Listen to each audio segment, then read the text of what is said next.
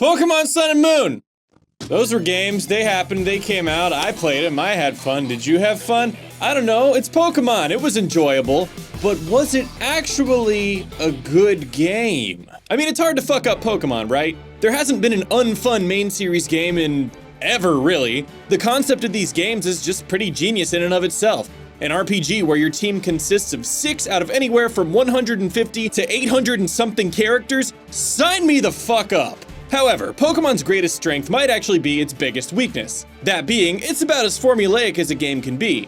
These games being consistently good also results in them being consistently consistent. They're all pretty much the same shit over and over, and I love it and hate it at the same time. However, Pokémon Sun and Moon probably shook up this formula more than any Pokemon games have in the past, and the question is, did it work? And more importantly, was it good? Well, the first thing you notice about this game, and pretty much everyone's first major complaint about it, is the fact that you have to slog through close to an hour of some of the most mind-numbing tutorials ever. Look, if I could figure out Red and Blue version when I was 10, which had next to no tutorial, I can fucking figure this shit out at age 29, thank you very much. And that brings up another interesting point. Pokemon's demographic has actually shifted way towards people in their 20s. So why do they keep making these games easier? The thing is, after the tutorial portion of the game, it still never really feels like the game stops holding your hand. I never really felt like I was free to explore this awesome new region on my own terms. It always felt like I was just being taken on a tour. All the routes felt so short and simplified with like one fork in the road, and there was always some plot-related event at the end that would hijack control of the game and force you to watch a cutscene rather than just let you walk up to the NPC and press A yourself. And maybe that sounds nitpicky, but come on,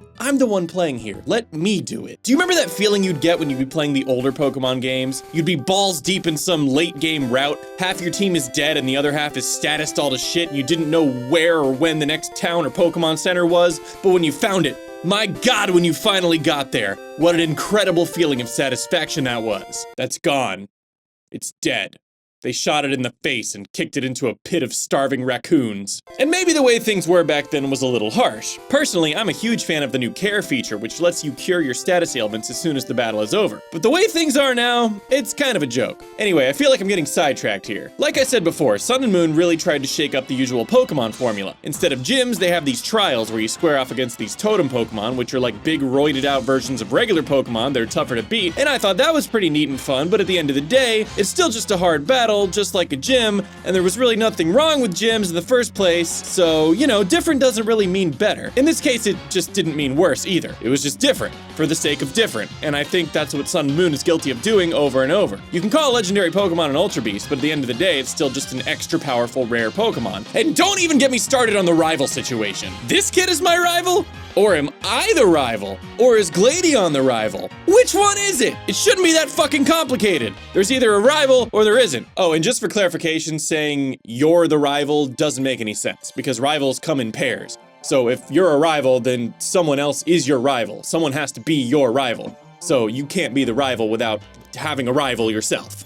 But I digress. My point here is yes, they did some things differently with the formula, but it's still the same formula, and making little changes like this didn't make the game any better, so what was the point? Were they trying to trick me into thinking the games were better than they were? Are you trying to trick me, Game Freak? I thought we were above that! One of the biggest ways Pokemon has been changing over the years has been by making competitive battling more accessible to a mainstream audience. And in that endeavor, they've succeeded and done a pretty good job improving the system over the years. I think a lot of people might even argue that the real game is the post-game, the stuff you can do to prepare to battle competitively and raise the perfect team. So what is the point of all the shit that's before that, if that's the point of the game now? Lately, and in Sun and Moon specifically, it feels like the main story is just a series of fairly simple yet somewhat enjoyable tasks that you have to go through just so the real task of raising up a competitive team can begin. And I think this is causing Pokemon to have a bit of an identity crisis right now. The games can't figure out if they want to be this incredibly epic, challenging, and memorable RPG experience, or if they want to rush you through a quick and easy story mode just as a vehicle to get you to the real meat of the game, competitive battling. And maybe what they've done in Sun and Moon is the balance. Maybe to the 7-year-old, the main story is the epic, challenging, memorable RPG experience, and to the 20-something-year-old, it's the stepping stone to something better suited for a more mature mind, like competitive battling. Which is fine, I guess. I just think it's important that people like me, who really want the main game to be the main focus and the more satisfying experience, just need to accept that that's just not the way Pokemon is headed. In terms of competitive battling being accessible,